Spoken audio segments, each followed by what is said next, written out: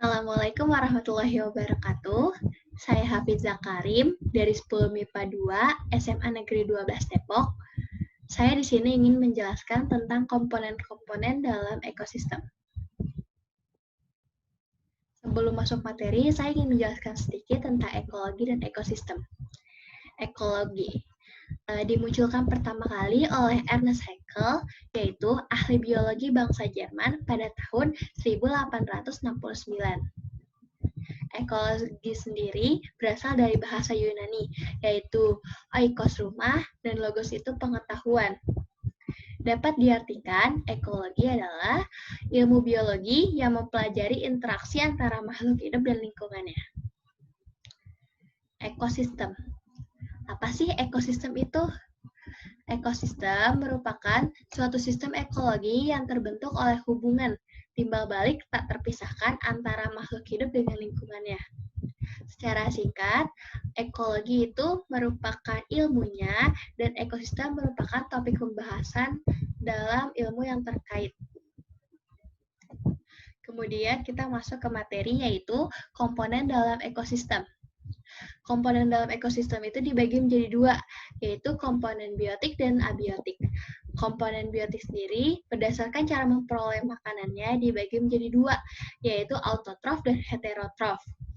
Komponen abiotik dibagi menjadi 9, yaitu tanah, air, cahaya, udara, suhu, kelembapan, angin, iklim, dan cuaca. Komponen biotik, apa sih komponen biotik itu? Komponen biotik adalah bagian yang berupa makhluk hidup, seperti tumbuhan, hewan, fungi, dan protista. Nah, berdasarkan cara memperoleh makanannya, komponen biotik itu dibagi menjadi dua, yaitu autotrof dan heterotrof. Autotrof adalah organisme yang dapat membuat makanan sendiri. Berdasarkan sumber energinya, autotrof itu dibagi menjadi dua, yaitu fotoautotrof dan kemoautotrof. Fotoautotrof adalah organisme yang dapat menggunakan sumber energi cahaya untuk mengubah bahan organik menjadi bahan anorganik. Contohnya seperti tumbuhan hijau, bakteri ungu, dan bakteri hijau. Dan kemoautotrof adalah organisme yang dapat memanfaatkan energi dari reaksi kimia untuk membuat makanan sendiri dari bahan organik. Contohnya bakteri besi, bakteri nitrogen, dan bakteri belerang. Selanjutnya kita lanjut ke heterotrof. Heterotrof merupakan organisme yang mendapatkan makanan dari organisme lain karena dia tidak dapat membuat makanan sendiri. Heterotrof sendiri dibagi menjadi 5, karnivora, herbivora, omnivora, detritivor, dan dekomposer. Karnivora sendiri merupakan organisme pemakan hewan. Contohnya seperti singa,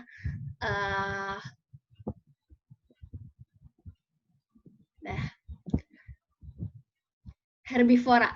Herbivora merupakan organisme pemakan tumbuhan. Contohnya seperti kambing. Yang tiga itu ada omnivora, itu organisme pemakan tumbuhan dan hewan. Contohnya seperti beruang. Kita lanjut yaitu detritivor, adalah pemakan organisme mati dan mengubah menjadi ukuran yang lebih kecil. Contohnya seperti cacing. Yang terakhir, dekomposer.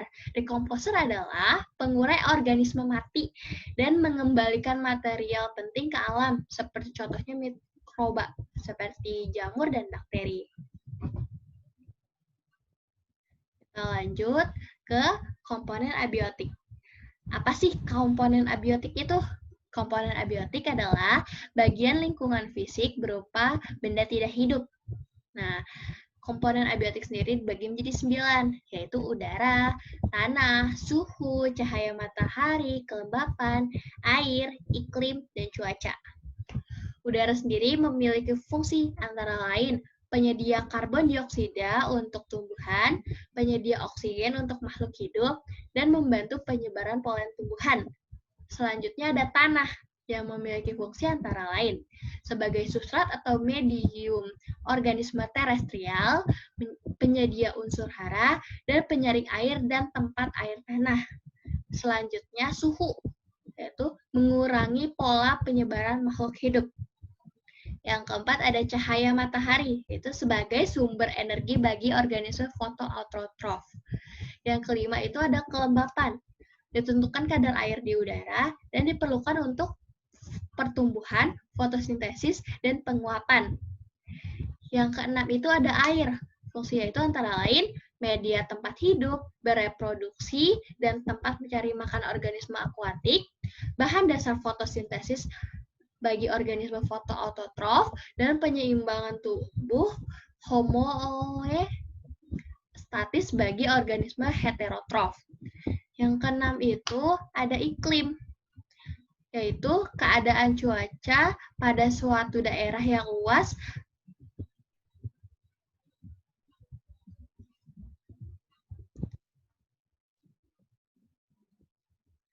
Yang ketujuh itu ada iklim, keadaan cuaca pada suatu daerah yang luas pada waktu yang relatif lama. Dan dasar untuk menggambarkan ekosistem darat dalam skala besar.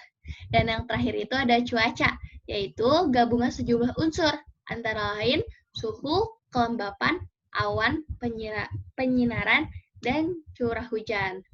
Nah, untuk sedikit informasi saja, perbedaan iklim dan cuaca adalah kalau misalkan cuaca itu kondisi atmosfer yang dalam jangka waktu yang cepat, sedangkan iklim adalah kondisi atmosfer dalam jangka waktu yang lama.